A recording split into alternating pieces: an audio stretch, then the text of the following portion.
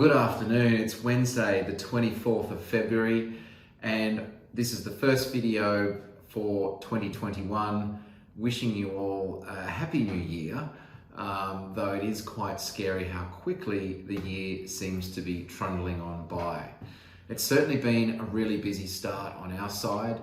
My general feeling is, well, people aren't overseas on holidays, they are back at work and they are keen to get things done in 2021.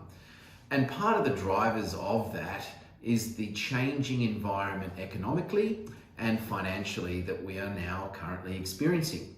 So the outfall from the pandemic has been record low interest rates, with the cost of money cheaper than it has ever been. Conversely, that means that retirees and savers are getting nothing in the bank, and that money is burning a hole in people's pockets. And we've seen a real impetus over the last few months to put that money into the share market, and the property market here in Australia has certainly started off with a bang. So we are in an environment where money's really cheap. There is a lot of government stimulus that's still out there, and the economic backdrop is improving somewhat. And I say somewhat because we have been in a very stop-start position in terms of how the various states are managing COVID.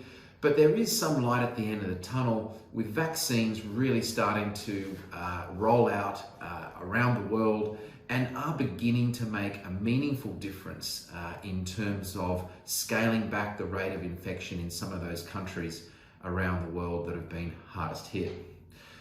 Look, another piece of news, obviously, over the break was the inauguration of Joe Biden, and certainly Donald Trump didn't leave without a spectacle.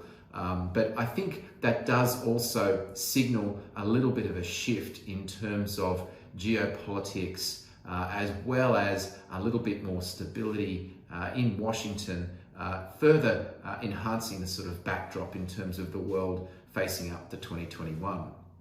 So look, generally speaking, I think the outlook, despite some parts of the world like the UK and US still trying to grapple with the challenges and the awful impact of COVID, there is a real sense that we can be optimistic going into 2021, albeit there are going to be speed bumps along the way. There's going to be speed bumps in terms of how we start to adjust in a post-COVID world, because ultimately COVID's always going to be with us in some form or another. And I know we're all looking forward to getting back on a plane and traveling. Well, that may still be some time away yet. But nevertheless, I think there is certainly reason to be optimistic. And in terms of the outlook for investments, it's very dangerous to follow consensus view, but with the unprecedented level of stimulus, with the effective manipulation of interest rates and an improving environment, I think I'm certainly with where a lot of the consensus is that we should see a lot of this flowing into asset prices, which should see a very good year for superannuation funds. But anyway, we certainly have been busy knocking off the rest of the annual accounts. There's been quite a few meetings and catch-ups along the way, and I look forward to more of those conversations in the month or so ahead, and staying in touch. Bye for now.